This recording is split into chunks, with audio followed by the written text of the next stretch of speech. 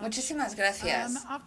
Después de escuchar a estos magníficos expertos sobre España, a mí me gustaría ampliar un poquito la imagen y hablar sobre las experiencias internacionales en desapalancamiento, pero también a la hora de fomentar el empleo y estas lecciones que podemos aprender de estas experiencias. Mi equipo ha detectado desde el principio la recuperación en España. Recuerdo con gran claridad venir aquí muchas veces en el momento más álgido de la crisis y señalar una serie de brotes verdes que veíamos en la política, pero también en la economía, en la parte orientada a las exportaciones de la economía, a diferentes consejeros delegados y gestores de activos que eran muy pesimistas. Cuando dijimos que iba a haber una recuperación en la zona del euro y la periferia, que la periferia también se recuperaría, eso dijimos, y que España podría ser líder en esa recuperación de la periferia. Pues cuando dijimos eso, algunos de nuestros clientes internacionales creían que nos habíamos vuelto locos después del estrés de la crisis. Seguramente habrán notado también que uno de mis colegas, Feltz, en un momento pensó que España podría ser la nueva Alemania en el sentido de ser una recuperación centrada en las exportaciones y una economía centrada en las exportaciones. Así que vimos el punto de inflexión desde el principio y lo anticipamos bien, pero también es importante tener en cuenta qué tipo de entorno es en el que estamos ahora, porque no se trata de una recesión normal, es una recesión que sigue un periodo de auge muy alto y una caída de repente, y cuando tenemos estos escenarios de auge y caída repentina, hay más pérdidas en empleo y producción, y también se quedan unas cicatrices muy profundas en los balances de situación de los bancos. Por eso estas recesiones se llaman recesiones del balance de situación. No solamente son más severas que las normales, sino que se ven seguidas por una recuperación mucho más modesta. Y esto es porque en el momento de auge, de crecimiento, la asignación de recursos, de capital físico y de mano de obra, y también de capital financiero va creciendo, y el crecimiento fuerte de crédito barato, más deficiencias en la economía, tiene todas estas cosas, surgen de forma brutal con la caída de la economía. Y lo importante de estos fenómenos de auge y caída es que son lo que en los mercados financieros llamamos superciclos. A menudo duran de 15 a 20 años en la subida, pero también en la recuperación. Y esto hace que sean mucho más largos que el ciclo comercial, que suele ser de 7 a 8 años, y el ciclo parlamentario, que suele ser de 4 o 5 años, dependiendo del sistema del que se trate. Así que hay señales muy alentadoras. Y creo que ya Ramón y José Manuel nos han descrito estos señales de recuperación en la economía española, pero también es importante recordar que, al igual que otras economías que han pasado por la crisis financiera, seguimos siendo vulnerables. Las recuperaciones quizás no serán sostenibles si hay pequeños shocks externos que surjan y las economías no están bien equilibradas todavía. Y hay dos cuestiones en las que nos tenemos que centrar aquí hoy. Una de ellas es el desapalancamiento o el sistema bancario, y luego el mercado laboral. Quisiera hacer algunos comentarios sobre por qué puede ser que las economías anglosajonas, sobre todo la norteamericana, puede estar haciendo frente a esta crisis financiera mejor que nosotros en Europa. Y yo tengo 3 argumentos de por qué es más fácil para América que para Europa. En primer lugar, tenemos que el gobierno norteamericano decidió desde el principio inyectar capital en todos los bancos que existían, y había que demostrarles que no necesitaban el dinero, y solo se podía hacer después de 1 año año. Después de un año se podía demostrar que no necesitaba el capital y entonces es cuando podían devolverlo. Pero mientras tanto, había que cobrar un tipo de interés muy fuerte al gobierno norteamericano, así que el gobierno norteamericano hizo beneficios invirtiendo en bancos y simplemente invirtieron la carga de la prueba y actuaron muy rápidamente y de forma muy amplia. Entonces, esta inyección temprana de capital en el sistema ralentiza el desapalancamiento de forma muy importante en el sector bancario. El segundo argumento es lo que habrán oído ustedes hablar bajo el título de Jingle Mail. Quiere decir esto que en muchos de los estados norteamericanos uno puede dejar fácilmente una hipoteca. Solo se entregan las llaves de la propiedad al banco y te quedas a cero.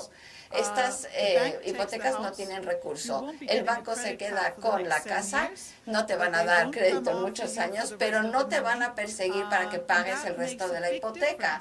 Y esto marca la diferencia, porque gran parte del desapalancamiento que hemos visto en Estados Unidos, en el sector residencial, no es porque esté creciendo más Estados Unidos, sino porque las personas pudieron deshacerse de esa deuda hipotecaria. Esto no va a pasar en Europa y como resultado, esa carga de la deuda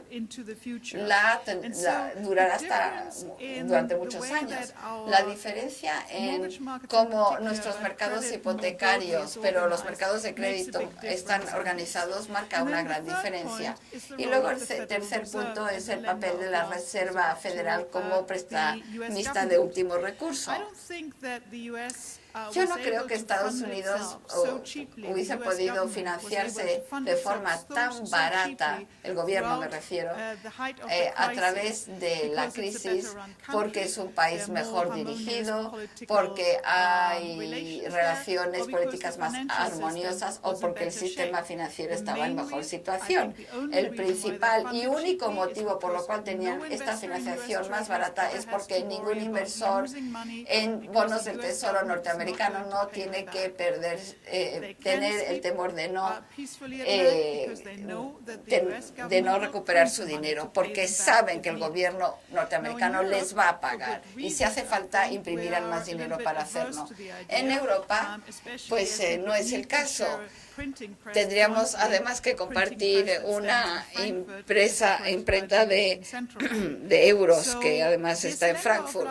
Entonces, este prestamista de último recurso, esta funcionalidad es muy importante porque es lo que hace que los bonos del gobierno sean especiales y distinto a cualquier otro crédito en la economía. ¿A qué me refiero? Cuando hay problemas en el sector financiero, el gobierno podrá encontrar financiación barata y cuanto peor la situación, más barato encuentra fondos el gobierno. Y eso permite al gobierno seguir los consejos de Lord Keynes y tener una política fiscal contracíclica para estabilizar su economía y para apoyar su sistema financiero. En Europa no podemos imprimir, o los diferentes países no pueden imprimir su propia moneda. Y como resultado, en la crisis lo que observamos fue que en los países individuales vio que los bonos del gobierno empezaban a negociarse como crédito. Cuanto peor la situación, más alta el retorno y entramos en una situación inestable y solo pudo poner fin a ello el Banco Central. Pero ese prestamista, esa funcionalidad prestamista de último recurso es importantísimo y es el motivo por el cual Estados Unidos está en la situación en la que está y ha evitado los problemas que tenemos aquí con la deuda soberana. Evidentemente, ninguno de estos tres factores va a cambiar rápidamente, lo que significa que tendremos que seguir trabajando muy duro para hacer frente a las pérdidas en el sector bancario que estamos haciendo ahora con el Asset Quality Review y con los test de esfuerzo y lo que pasó aquí en España como parte del proceso de rescate. Yo eso lo vería como un ensayo ensayo del Asset Quality Review, de la revisión de calidad de activos, el AQR. Lo que piensa hacer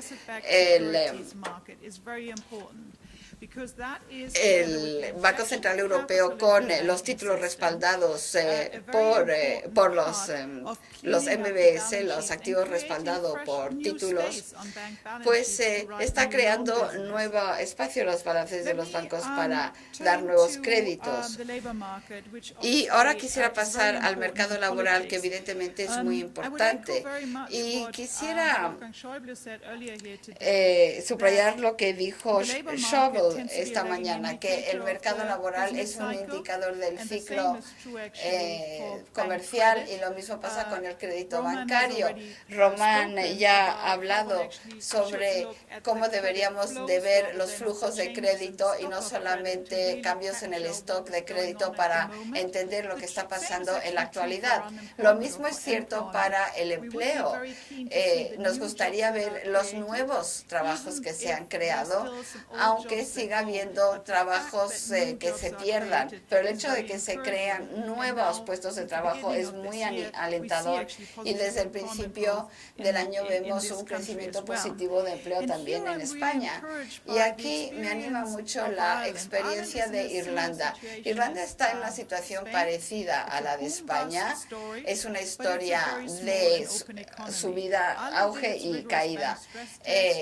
Irlanda hizo sus test de esfuerzo un año antes de España, y ese fue el punto de inflexión. Ahora el paro está cayendo bastante en Irlanda, y está subiendo la creación de empleo en Irlanda. Y esto nos anima mucho porque nos sugiere que con las reformas apropiadas, y Irlanda tiene una economía muy flexible, pero España ha implantado unas reformas muy importantes que José Manuel ya nos ha descrito para ser más flexible.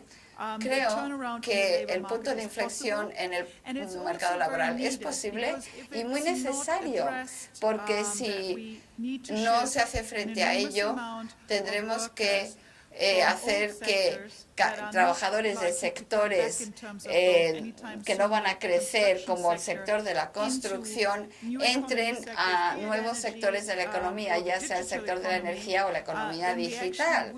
Pues veremos paro estructural, ese puede subir.